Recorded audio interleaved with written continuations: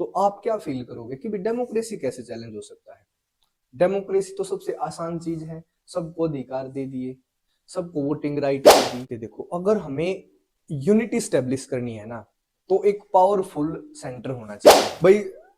से पावर के जो शेयरिंग में हिस्सा होगा, पावर जो शेयरिंग होगी, अधिकार होंगे, और सबको एक फेयर कंपटीशन में भाग लेने का मौका मिलेगा। पहला क्या है?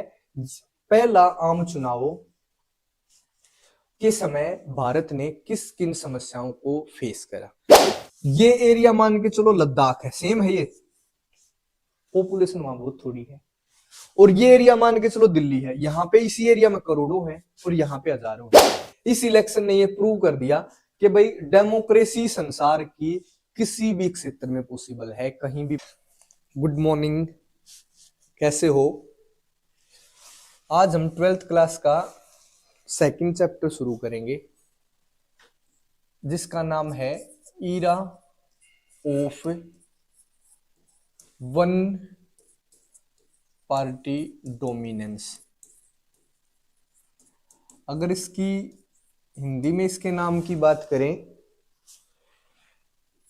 एक दल के प्रभुत्व, डोमिनेंस का मतलब प्रभुत्व का दौर। देखिए, इस चैप्टर में हम पढ़ने क्या वाले हैं। देखिए, इसका नाम है एक दल के प्रभुत्व का दौर। हमने पहले चैप्टर में, ठीक है, चैलेंजेस ऑफ नेशन बिल्डिंग में पहले चैलेंज का जिक्र किया था कि भाई कैसे अपने देश को यूनाइट करें ताकि वो सारी की सारी डाइवर्सिटीज को अकोमोडेट कर पाए। और साथ में ये भी बताया था कि जो सेकंड चैप्टर होगा उसमें हम सेकंड चैलेंज की बात करेंगे। सेकंड चैलेंज था क्या वैसे अपना? सेकंड चैलेंज सबको पता होना चाहिए भाई, टू स्टेब्लिश डेमोक्रेसी। ठीक है, लोकतंत्र की स्थापना करना, यही अपने आप में एक बड़ा चैलेंज था। ये चैलेंज था क्यों? देखिए, ध्यान से समझना भाई, हम डेमोक्रेसी को स्टेब्लिश करने को एक चैलेंज क्यों मान रहे थे? अगर आज आप बात करो डेमोक्रेसी की, तो आप क्या फील करोगे कि डेमोक्रेसी कैसे चैलेंज हो सकता है? डेमोक्रेसी तो सबसे आसान चीज है, सबको अधिकार दे दिए, सबको voting right they the. But उस समय ये चैलेंज कैसे था, इसको ध्यान रखना है। कारण क्या था भाई? जैसे at the time of independence, जो हमारा सबसे पहला जो पर्पस था वो देश को यूनाइट करने का था। डेमोक्रेसी क्या होता है, इसके कुछ, democracy consist conflicts and disputes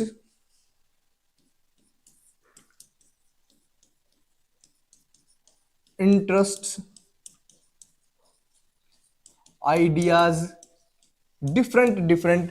democracy के अंदर बहुत सारे विवाद, हित, विचार, इनका स्थान दिया जाता है, इनको रिस्पेक्ट दी जाती है। और जब हमें यूनाइट करना है, देश को यूनिटी में के सूत्र में बांधना है, उस समय सबकी बात सुनना, सबके जो इंटरेस्ट हैं, सबके जो विचार हैं, सबकी जो सोच है, उसको स्थान देना अपने आप में एक बड़ा चैलेंज था। और ये हमारी यूनिटी के लिए खतरा हो सकता था, इसलिए भी समस्या थी भाई।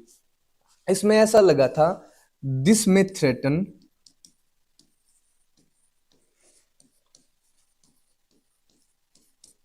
National unity. हमें लग रहा था कि ये हमारी जो राष्ट्रीय एकता के लिए खतरा हो सकता है। आप समझ के देखो, अगर हमें यूनिटी स्टेब्लिश करनी है ना, तो एक पावरफुल सेंटर होना चाहिए हमारे पास, जहां से सारी पावर आती है, जिसके पास बहुत सारी पावर है। अगर कहीं भी कोई विवाद होता है तो उसको कंट्रोल कर सके। डेमोक्रेसी का मतलब होता है डिसेंट्रलाइजेशन ऑफ पावर। पावर एक जगह पे नहीं, पावर है आम लोगों को। डेमोक्रेसी का मतलब यही तो है भाई, it means decentralisation of power. शक्ति का विकेंद्रीकरण होता है डेमोक्रेसी। ठीक है, शक्ति का विकेंद्रीकरण। हम जो ये डेमोक्रेसी है ना, इसकी जो डेफिनेशन है उसी वही चैलेंज था भाई,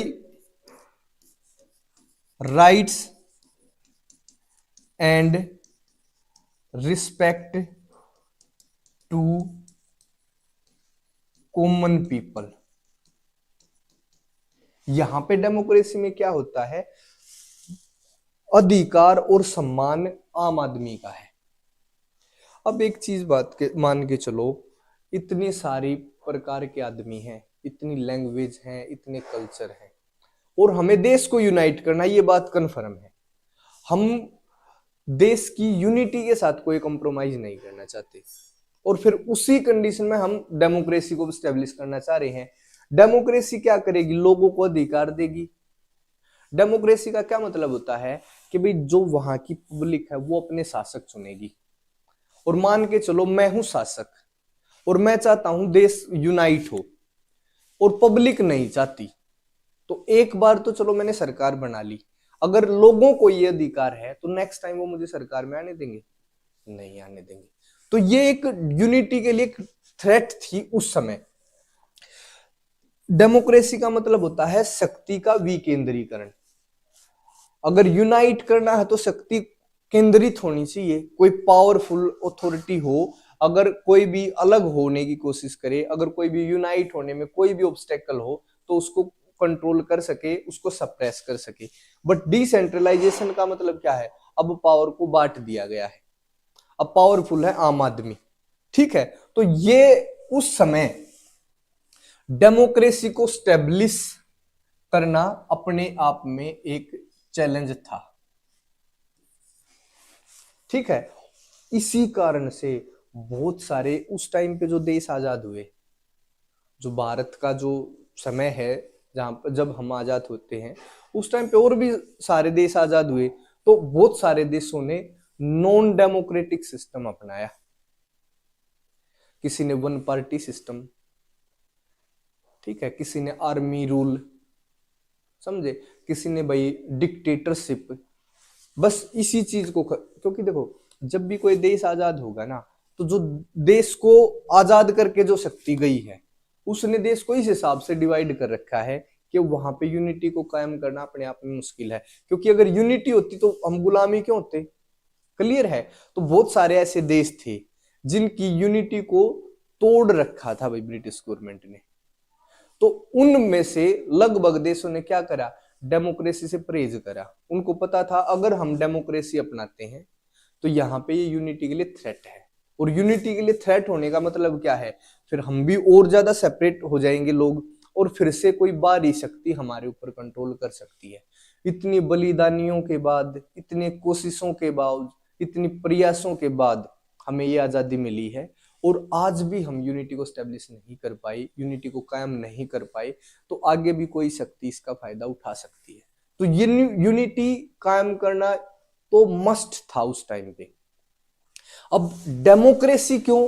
क्योंकि भाई भारत ने हमेशा से ही अपने फ्रीडम स्ट्रगल के दौरान हमेशा डेमोक्रेसी की बात करी, राइट्स की बात करी, इक्वलिटी की बात करी, और हमने ये पहले से डिसाइड कर रखा था कि भाई देखो यूनिटी तो है, ठीक है भाई बिल्कुल, बट डेमोक्रेसी 100% होनी चाहिए।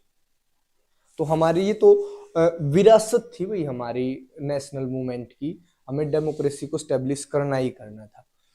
बट बहुत सारे देशों ने डेमोक्रेसी से परहेज किया, उन्होंने डिक्टेटरशिप जैसे तानाशाह, वन पार्टी गवर्नमेंट, भाई आर्मी रूल, इस तरीके की व्यवस्थाएं अपने यहाँ पे स्टेब्लिश करी। बट भारत ने क्या करा, डेमोक्रेसी को स्टेब्लिश कर क्योंकि हम क्या मानते थे, according to us democracy is a solution, not the problem. हमने क्या सोचा, ऐसा तो एक सोच है, पर फिर भी हमने डेमोक्रेसी को स्टेब्लिश करा, तो कोई तो सोच रही होगी, ऐसे तो कर नहीं दिया। कहा तो पिछले चैप्टर में भी एक बात है भाई, 1920 के नागपुर अधिवेशन में ये भी बोला गया था भाषा के आधार पर स्टेट बना देंगे, शुरुआत में मना नहीं कर दिया था। तो ऐसे ही डेमोक्रेसी को बोला गया, पर इसके पीछे हमारी एक सोच थी। अगर ये सोच ना होती तो हो सकता है हम कुछ समय के लिए डेमोक्रेसी से परहेज करते, बट जो हमारे कॉन्स्टिट्यूशन को बनाने वाले थे, जो संविधान निर्माता थे, उन्होंने डेमोक्रेसी को एक सॉल्यूशन माना, एक प्रॉब्लम नहीं माना। उन्होंने समस्या की बजाय उसको हल माना। वो क्या मानते थे कि भाई डेमोक्रेसी है ना, सबको रिस्पेक्ट देगी, इसमें विभिन्न ट्रेडिशंस, कल्चर, लैंग्वेज, इनको इक्वलिटी दी जाएगी, इनको महत्व होगा भाई। पावर के जो शेयरिंग में हिस्सा होगा, पावर जो शेयरिंग होगी, अधिकार होंगे, और सबको एक फेयर कंपटीशन में भाग लेने का मौका मिलेगा। क्योंकि देखो, it includes all irrespective of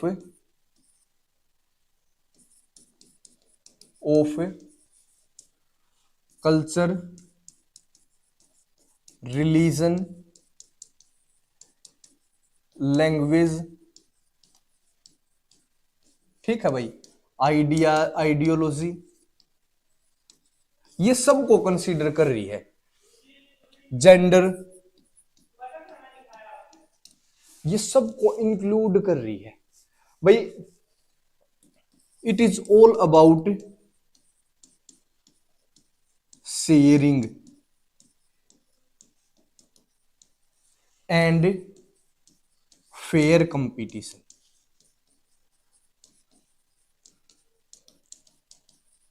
ठीक है, हमारा देखो वो तो था एक नजरिया, उस समय के जो लोग सोचते थे। हमने क्या सोचा कि भाई एक सॉल्यूशन है, इसमें सभी, चाहे कोई भी कल्चर है, कोई धर्म है, कोई भाषा है, कोई आइडियोलॉजी, कोई भी जेंडर है, भेदभाव नहीं होता, सबको बराबर अधिकार, बराबर पावर, बराबर उनकी ड्यूटी है। सभी को 18 साल से ऊपर का कोई भी व्यक्ति हो, सबको वोटिंग राइट भी दिया गया था, आपको पता होना चाहिए, यूनिवर्सल अडल्ट फ्रेंचाइज। और इसके साथ साथ हमें ये भी पता था, ये शेयरिंग के बारे में, it is all about sharing. यहाँ पे पावर को शेयर करा गया है। ऐसा नहीं है कोई मेजोरिटी ग्रुप जैसे हिंदू है, हिंदुओं के पास पावर रहेगी या किसी और ग्रुप के पास पावर रहेगी, नहीं, यहाँ पे पावर सबको बराबर कर दिया गया, ताकि जो देश से अलग होने वाली ताकतें हैं उनके हिस्से में भी पावर चली जाए। मान के चलो कुछ व्यक्ति जो अलग होना चाहते हैं, जो यूनिटी के लिए खतरा है, वो क्यों खतरा होते हैं, हम ये देखेंगे ना भी ये खतरा क्यों है।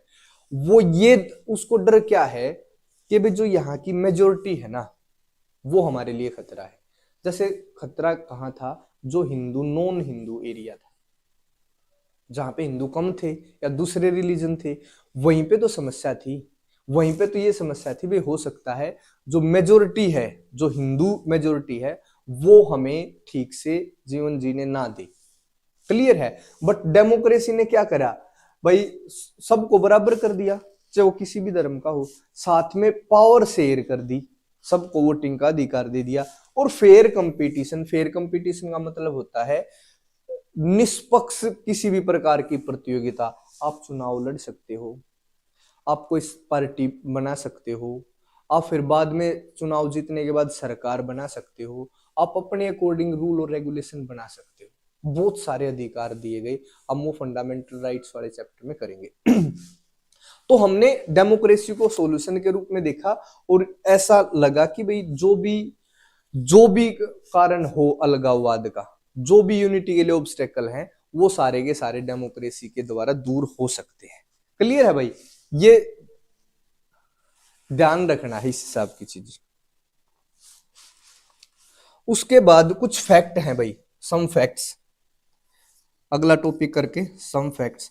कई चीजें जो मैं लिख नहीं पाता भाई, हिंदी में या इंग्लिश में बोल देता हूं, उसको अपने साथ साथ नोट्स में लिखा जा सकता है।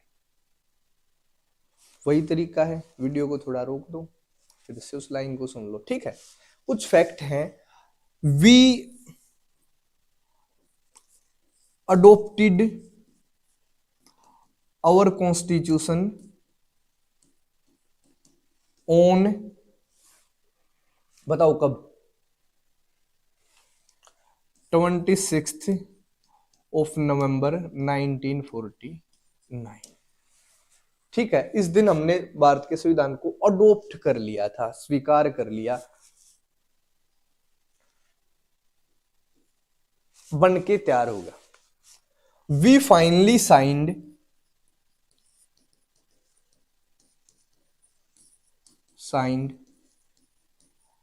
our constitution on 24 January 1950। दूसरा फैक्ट। तीसरा, वी इम्प्लीमेंटेड, लागू करना, our constitution on 26 Jan 1950। ये 3 फैक्ट भी ध्यान रखना भाई। एक और छोटा सा फैक्ट अगर लिखो,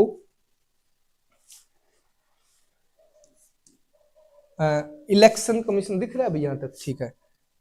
election commission of India was set up in January 1950। ध्यान दें भाई, सुकुमार सेन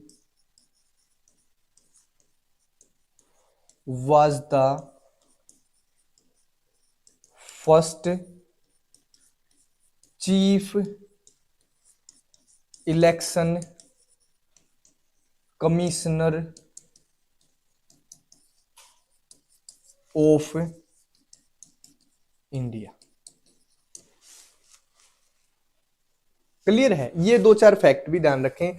हमने अपने जो कॉन्स्टिट्यूशन को अडॉप्ट करा, या जो उस दिन पूरा हो गया 26 नवंबर 1949 को, ठीक है। We finally signed our constitution on 24 January 1950। और लास्ट में भी implemented our constitution on 26 January 1950। और भाई एक फैक्ट ये है, election commission was set up in January 1950 and Sukumar Sen was the first chief election commissioner of India. ठीक है, सिंपल सी बात थी। अब ये देखना भाई, what were the problem faced by India. Question लिख लो, problem faced by India at first general election. ये है, पहले जो आम चुनाव हुए उनमें उनके समय भारत ने कौन सी चुनौतियों का सामना किया। ठीक है, जब पहला इलेक्शन हुआ, इसको अपनी प्रकार का पहला इलेक्शन बोला जाता है। ये how it was an unusual election. Unusual का मतलब होता है असामान्य। यह एक असामान्य चुनाव क्यों था, अनयूजुअल इलेक्शन। ये भी प्रश्न का सेम जवाब है।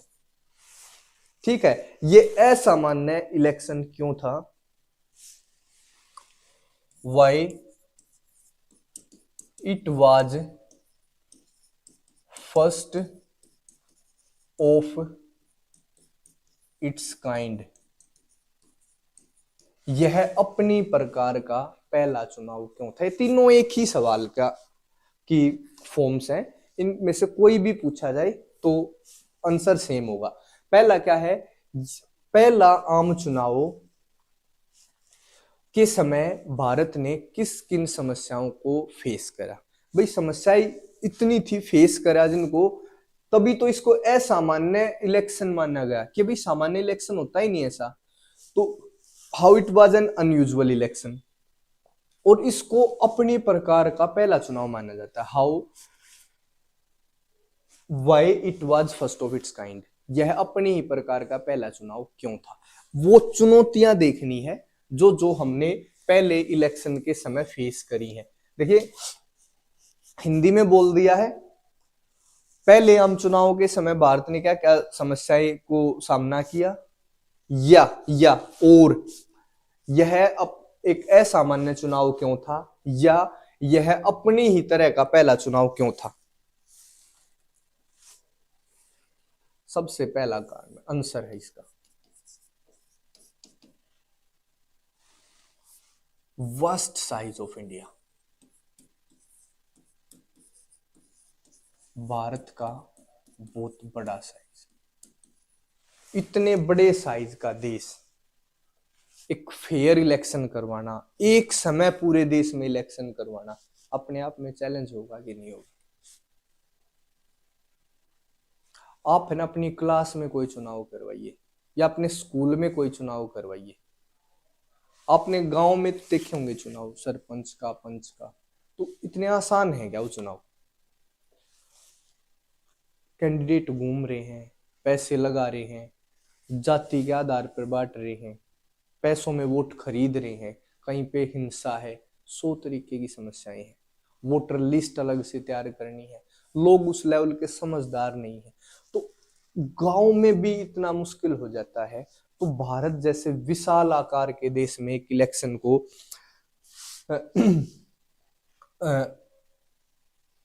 संपन्न करवाना अपने आप में एक बड़ा चैलेंज था। ठीक है, दूसरी बात, it was not easy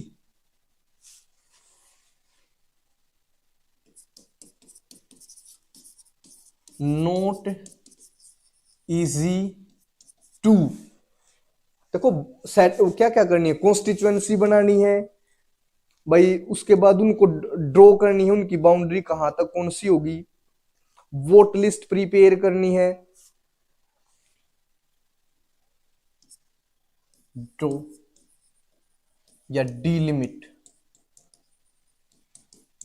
constituencies,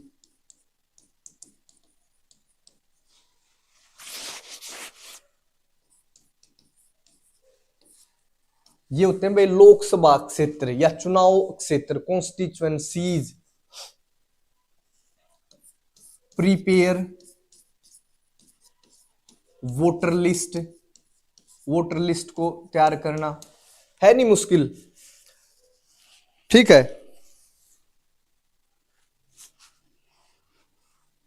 and hence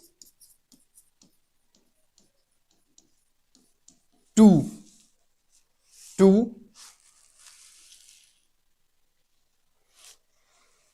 hold free and fair election।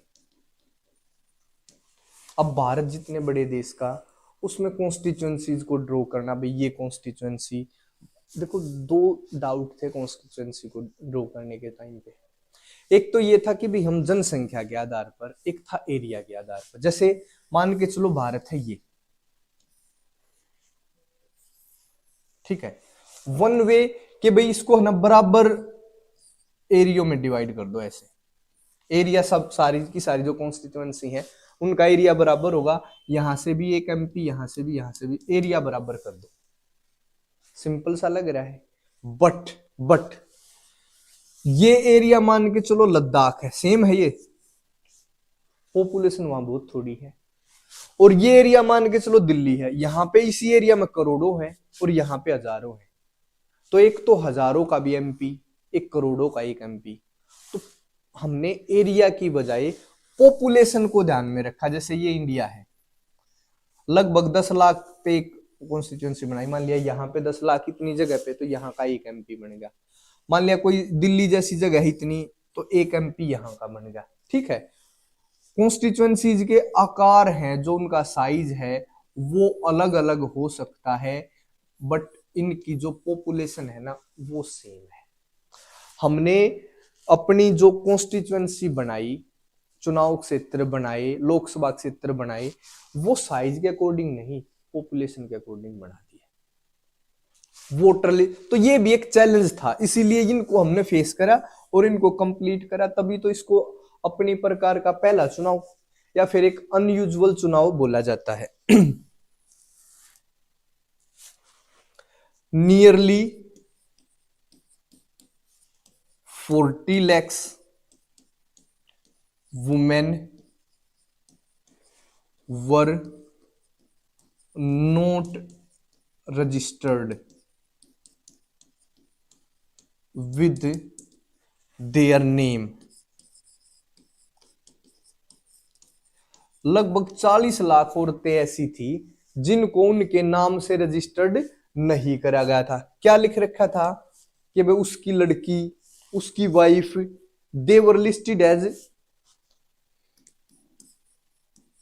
They were listed as wife of, daughter of, ऐसे। क्योंकि अपने देश में लड़की को उसके पति के नाम से या उसके पिता के नाम से ही जाना जाता है। तो जब ये वोटर लिस्ट तैयार करवाई तो लगभग 40 लाख ऐसी औरतें आई जिनका नाम नहीं था। उनको जैसे वाइफ ऑफ एक्स या भाई डॉटर ऑफ वाई, ऐसे उनका नाम दे रखा था। ठीक है। दिस कॉज्ड, इसका फिर क्या करना पड़ा, revision of names if possible and deletion of names if necessary. ठीक है। तो सरकार ने क्या आदेश दिए, इलेक्शन कमीशन ने क्या आदेश दिए कि भैया तो इनको रिवाइज करो, दोबारा से उनके पति के जगह, उनके फादर की जगह उस लड़की का नाम लेकर आओ या उस महिला का नाम लिखो। अगर फिर भी नहीं होता तो उसका नाम काट दो। ऐसा किसी भी वोटर लिस्ट में एक भी नाम ऐसा नहीं होना चाहिए भाई ये वाइफ ऑफ है या डॉटर ऑफ है। ठीक है। तो या तो उनको रिवाइज करो या उनके नाम को काट दो। ठीक है, क्लियर है भाई। ये हम देख रहे हैं कि चैलेंज क्या क्या है। अगले पेज पे शुरू करें। ठीक, अगर हम विश्व की बात करें,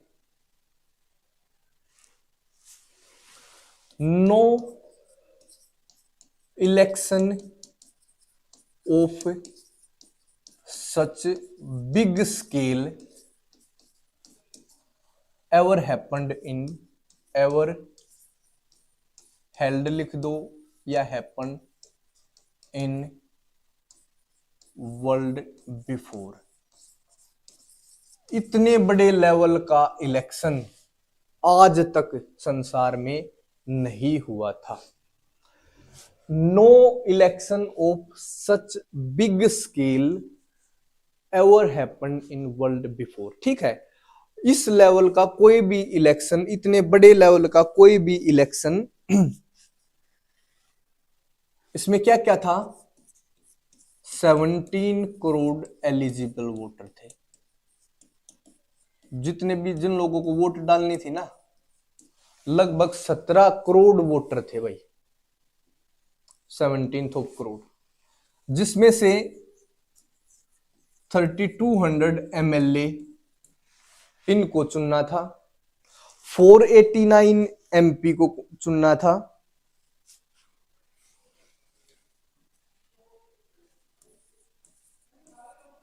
एमपी चुनने थे। ठीक है। लगभग 50%, 15% थे ना, वो लिटरेट थे। ध्यान दो भी, मैंने लिखा क्या है, बस कोमे लगाए हैं, लिखना अपने आप है। भारत में उस समय 17 करोड़ वोटर थे जिनको वोट डालनी थी।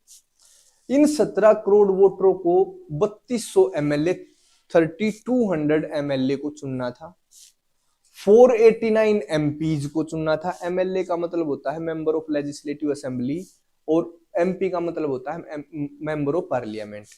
और टोटल जो जनसंख्या थी, जो ये एलिजिबल वोटर थे, इनके 15% लोग थे जो पढ़े लिखे थे।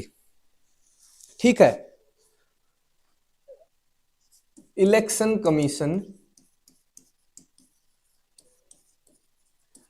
इलेक्शन कमीशन को क्या करना पड़ा फिर, ट्रेंड ओवर 3 लाख पर्सनल,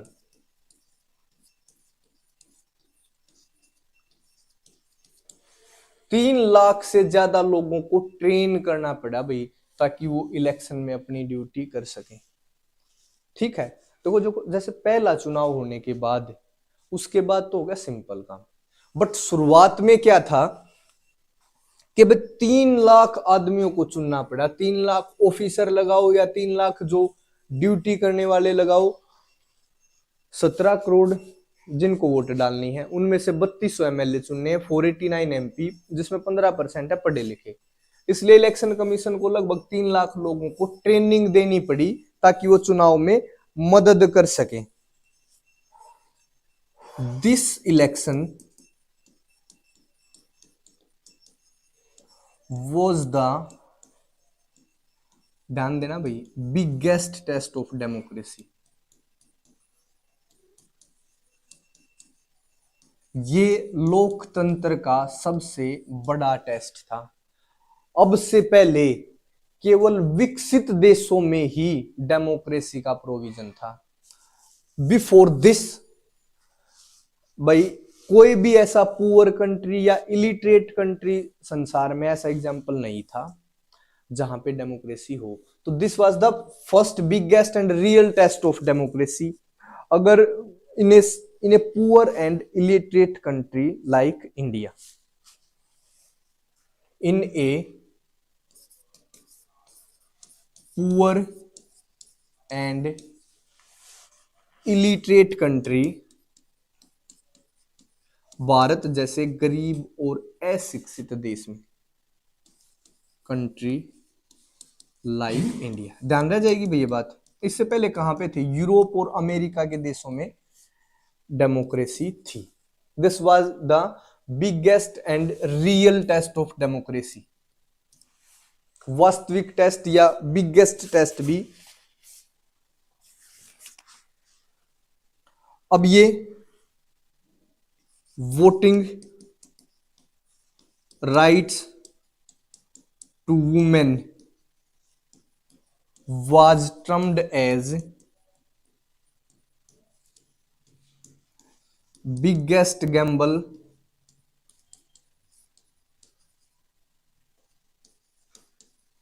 इन हिस्ट्री। जो हमारे यहां पता क्या करा गया, उस समय यूरोप के भी विकसित देशों में भी महिलाओं को वोटिंग राइट नहीं था।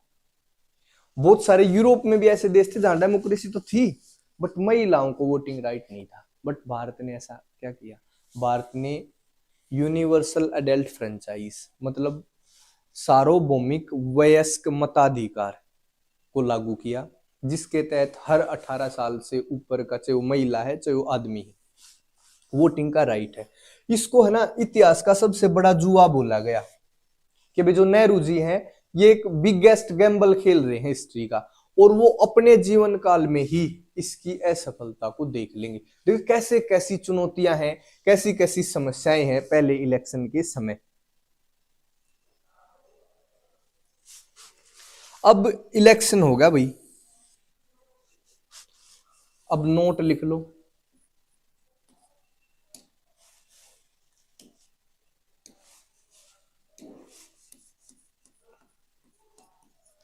First election was held in 1951 and 1952,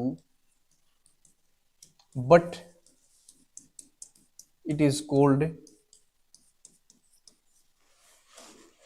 election of 1952। क्यों? क्योंकि बहुत ज्यादा जगहों पर वोटिंग है जो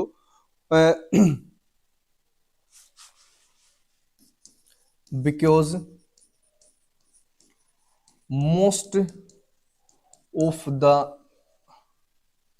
election